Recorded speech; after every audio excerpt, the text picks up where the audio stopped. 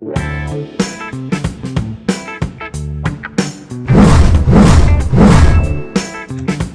this lecture, magbibigay tayo ng sample problems on converting azimuths to bearings. By the way, yung azimuths natin sa surveying is always reference dito sa vertical line natin. No? Tapos lagi siyang measured clockwise.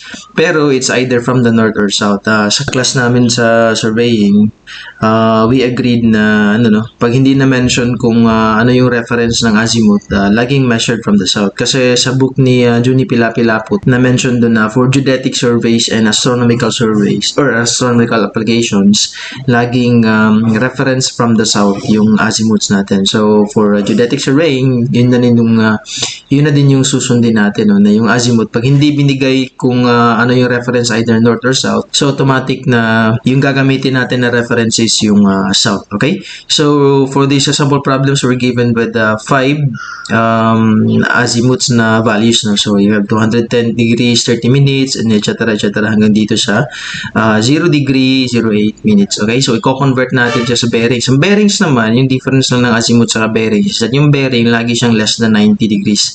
Tapos depende sa anong quadrant siya na mapupunta yung line natin. So either dito sa northeast, dito sa southeast or southwest, or dito naman sa northwest. Okay? For 210 degrees, 30 minutes, drawing na natin. No?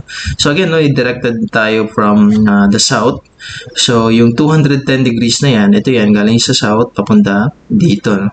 So that's 210 degrees. 210 degrees, 30 minutes. Okay?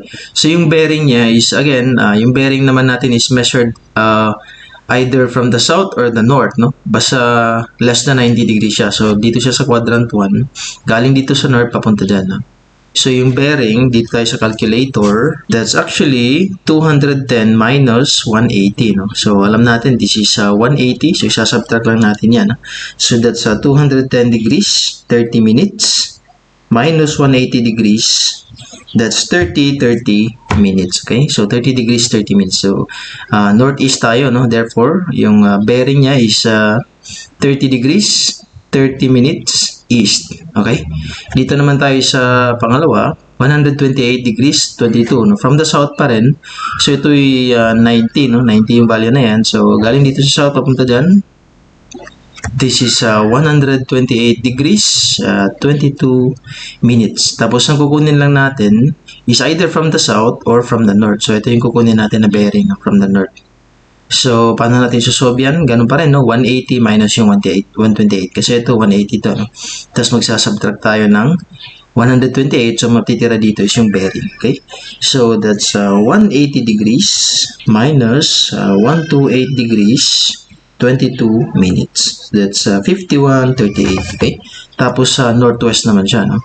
So, that's north, 51 degrees, 38 minutes, west. Kasi west yung dito. No? Ito yung east, ito yung north. Tapos ito naman yung south. Okay? So, ganun lang, no? Titingnan nila yung figure, tapos calculator na. Ito namang next, that's 157 degrees, 55 minutes. So, galing pa rin tayo sa south. Ito yan, no?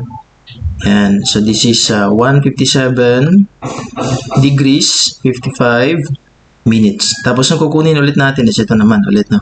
So, same lang na procedure dito sa second figure natin, no? So, that's 180 degrees minus 157 degrees, 55 minutes. Okay? So, that's 22:05 minutes, no? Tapos, northwest pa rin tayo, no? So, that's north. And then, we have 22 degrees, 05 minutes. Tapos, west. Okay? Sa third naman, from the south, 300 degrees, no? So, dito yan quadrant, no? So, from the south, iikot ka ng papunta dun. So, that's 300 degrees, 30 minutes. Tapos, ang kukunin natin is from the south naman ngayon, no? Kasi sobrang layo ng north, magiging greater than 90 siya. So, dito tayo sa less than 90, which is this one. Okay? So, paano to? So, alam natin na this is 360 degrees, no? Tapos, isa-subtract lang natin yung angle na yan. Yan. So, matitiran lang dito is itong angle na to.